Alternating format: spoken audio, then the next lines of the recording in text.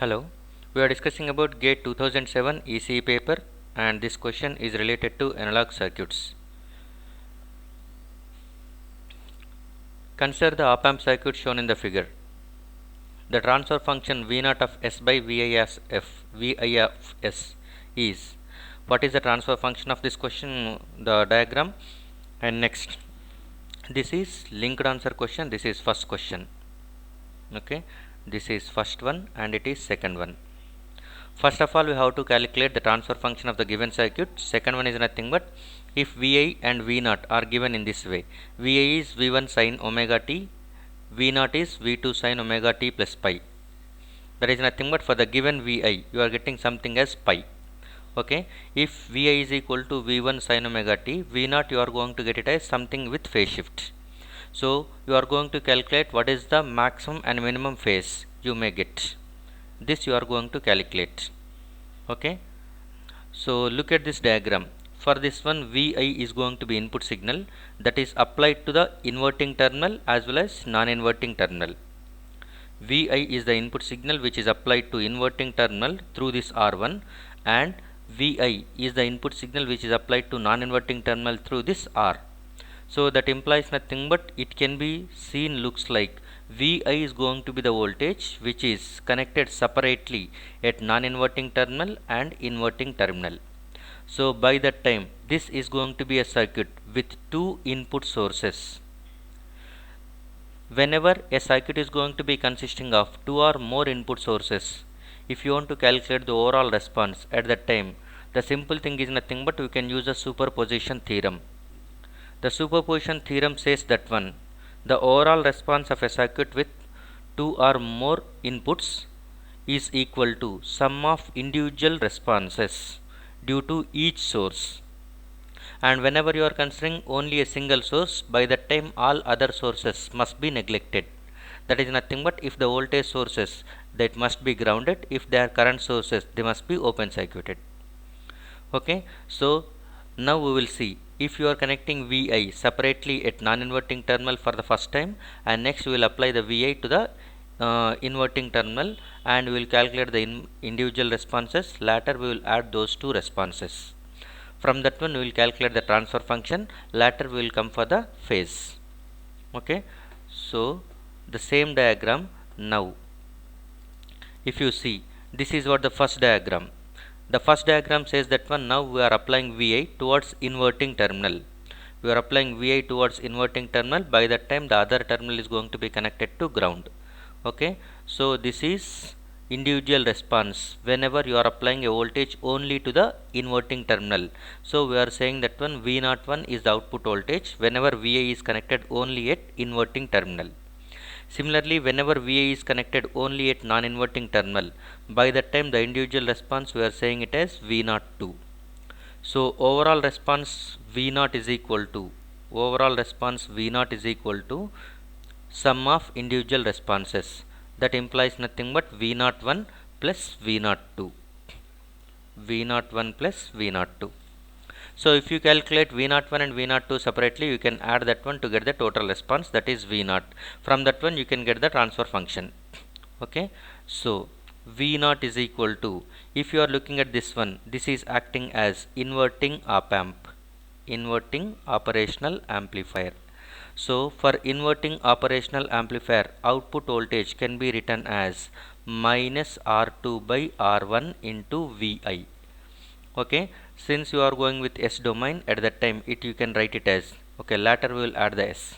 Okay, V01 is equal to minus R2 by R1. R2 and R1 both are going to be R1 only, same values, so that you will get it as minus Vi simply.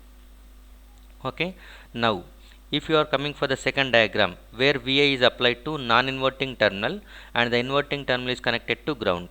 Now this is the individual response whenever Vi is connected across non-inverting terminal, that is V02 we are saying. Now it is acting as non-inverting op-amp. Non-inverting op-amp. Whenever it is acting as non-inverting op-amp, at that time V02 can be written as 1 plus R2 by R1. 1 plus R2 by R1. R2 is nothing but the resistance in feedback loop into V plus. V plus implies nothing but voltage at non-inverting terminal, that is V plus is this one. Remember that one, V plus is different from the applied input Vi. So V plus you must express in terms of Vi. By that time you can write like this. Okay, 1 plus R2 by R1 is nothing but R1 and R1 both are same, so you will get it as 1 only. So 1 plus 1 into V plus is nothing but voltage across capacitor divided by the total voltage. Okay, so this is voltage across capacitor is 1 by SC divided by total resistance is nothing but R plus 1 by SC into Vi. So V02 can be written as 2 times of 1 by, if you take 1 by SC common, you will get it as 1 by 1 plus SCR. This is what you will get. So V01, V02, now we know. You can add the total response. Total response is nothing but addition of these two things. V01 plus V02. So which is nothing but minus Vi, okay, plus 2 times of 2 by 1 plus SCR into Vi. So if you take Vi common at that time, minus 1 plus 2 by 1 plus SCR, and if you simplify, now add S domain, V0 of S is equal to 1 plus SCR, that is minus of minus 1 minus SCR, you will get it as 1 minus SCR. 1 minus SCR divided by 1 plus SCR. So this is what the transfer function Vi of S. V0 of S is equal to 1 minus SCR by 1 plus SCR into Vi of S. So the output voltage for the first question is nothing but V0 of S divided by Vi of S is equal to 1 minus SRC divided by 1 plus SRC. So that implies nothing but A is the right answer. Now let us assume this is going to be the circuit given. Okay, if you are applying Vi as input signal, you are getting V0 as going to be output signal. If you apply input signal as V1 sin omega t, you are going to get it as V2 sin omega t plus pi. We are not bothering about the magnitudes. V1, V2 can be anything. We are only bothering about the phase. Okay, the output is going to be in phase with input but with a phase shift.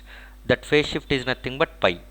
So this circuit is going to be introducing a phase shift pi. Phase shift of pi. This phase shift pi is going to be introduced by this circuit. That implies nothing but circuit transfer function is going to be introducing a phase shift of pi. So you can get a maximum as well as minimum phase shift if you know the transfer function.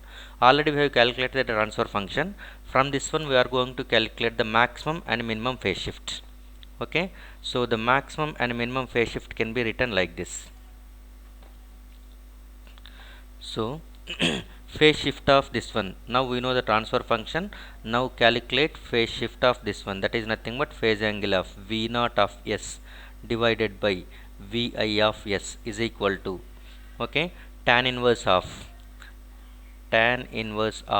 minus SRC divided by 1, that is tan inverse of imaginary by real.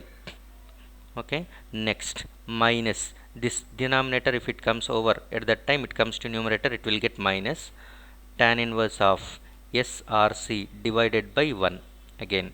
So that implies nothing but if you take minus outside at that time, this is minus tan inverse SRC, again also you will get the same thing, minus tan inverse SRC minus tan inverse SRC, both are going to be same.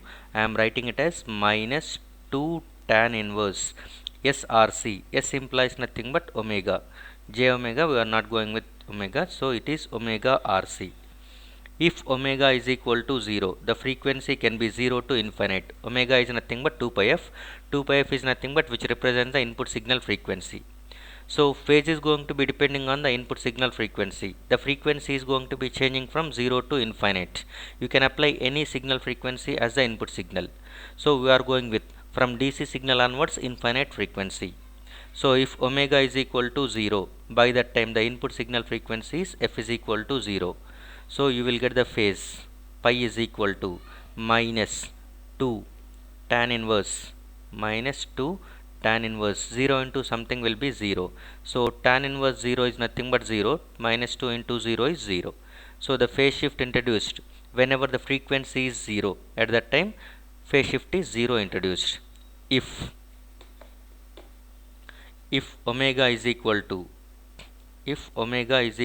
infinite, that is the maximum frequency if you apply, by that time, okay, the pi is equal to phase angle introduced by this one minus 2 tan inverse infinite, you will get minus 2 infinite. Tan inverse infinite is nothing but pi by 2, that implies nothing but minus pi. So the maximum phase shift is going to be from minus pi to 0. 0 phase shift is going to be for f is equal to 0, and whenever the frequency is very large, it is equal to infinite. By that time when the phase shift provided is minus pi. So this is going to be the phase shift introduced by the network. So the maximum and minimum phase shift is nothing but, okay, minus pi and 0. So this is going to be the right answer. So for the second question, the right option is C. For the first question, right option is A. Thank you.